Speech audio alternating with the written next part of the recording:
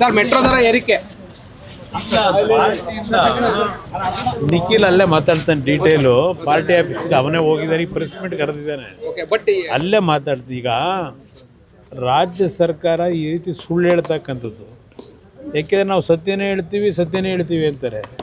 ಇವತ್ತು ಒಂದು ಕಡೆ ಹೇಳ್ತಾರೆ ಕೇಂದ್ರ ಸರ್ಕಾರದ್ದು ಕೇವಲ 20% ಈ ಒಂದು ಯೋಜನೆಗೆ ಹಣ ಕೊಡೋದು, ಇನ್ನು ಉಳಿದಿದ್ದು ರಾಜ್ಯ ಸರ್ಕಾರದ್ದೇ ಮೇಜರು ಅಂತಕ್ಕಂಥದ್ದು ಹೇಳ್ತಾರೆ.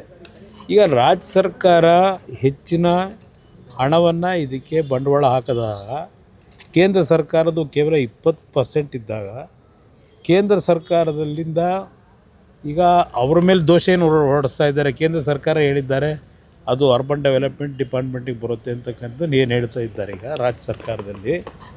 ಈಗ ಆಗಿದ್ದರೆ ಬೇರೆ ರಾಜ್ಯಗಳಲ್ಲಿ ಯಾತಕ್ಕೆ ಮೆಟ್ರೋ ಪ್ರಾಜೆಕ್ಟ್ನ ಯೋಜನೆಗಳಾಗಿರ್ತಕ್ಕಂಥದ್ದಕ್ಕೆ ಪದೇ ದರ ಏರಿಕೆ ಮಾಡ್ತಾ ಇಲ್ಲ, ಕರ್ನಾಟಕದಲ್ಲಿ ಮಾತ್ರ ಯಾಕೆ ಮಾಡ್ತಾ ಇದ್ದಾರೆ?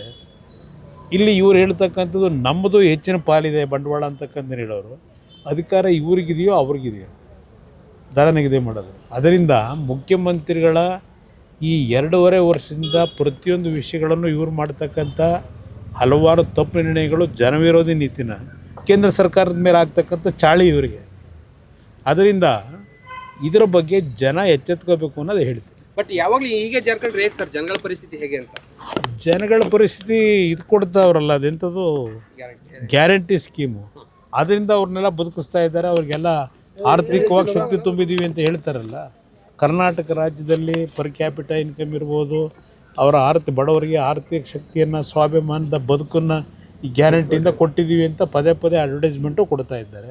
ಜನಕ್ಕೇನು ತೊಂದರೆ ಇಲ್ಲ, ಜನ ಆರ್ಥಿಕವಾಗಿ ತುಂಬ ಚೆನ್ನಾಗಿದ್ದಾರೆ ಅನ್ನೋದು ರಾಜ್ಯ ಸರ್ಕಾರದ ಭಾವನೆ. ಅದರಿಂದ ಅವ್ರು ಏನೇ ದರ ನಿಗದಿ ಮಾಡಿದ್ರು ಜನ ಸಂತೋಷವಾಗಿ ಕೊಡ್ತಾರೆ ಅಂತಕ್ಕಂಥದ್ದು ಮುಖ್ಯಮಂತ್ರಿಗಳು ಮತ್ತು ರಾಜ್ಯ ಸರ್ಕಾರದ ಆ ಒಂದು ಭ್ರಮೆನೇ ಇದ್ದಾರೆ. ಜನ ತೀರ್ಮಾನ ತಗೋಬೇಕು. ಸರ್ಕಾರ ಸರ್ ಹೈಕಮಾಂಡ್ ಎಷ್ಟು ಹೇಳಿದ್ರು ಯತೀಂದ್ರ ಸಿದ್ದರಾಮಯ್ಯ ಅವ್ರಿಗೆ ಸೇರಿರೋದು ನಾನು ಯಾಕೆ ಮಾತಾಡ್ತೀನಿ? DCM ಅವರು ಕೂಡ ಯತೀಂದ್ರ ಅವರ ಹೈಕಮಾಂಡ್ ಅಂತ ಹೇಳ್ತಾರೆ. ಈಗ ಆ ವಿಷಯ ಕಾಂಗ್ರೆಸ್ ಸರ್ಕಾರಕ್ಕೆ ಸೇರಿರೋದು, ಕಾಂಗ್ರೆಸ್ ಪಕ್ಷಕ್ಕೆ ಸೇರಿರೋದು. ಅವರು ಹೊಡೆದಾಡ್ತಲ್ಲಿ ನಾನು ಯಾತಕ್ಕೆ ನನ್ನ 100 ಕೆಲಸ ಇದೆ, ಅದಕ್ಕೆ ನಾನು ಯಾತಕ್ಕೆ ತಲೆ ಕೆಡಿಸ್ಕೊಳ್ಳಿ? Thank you sir.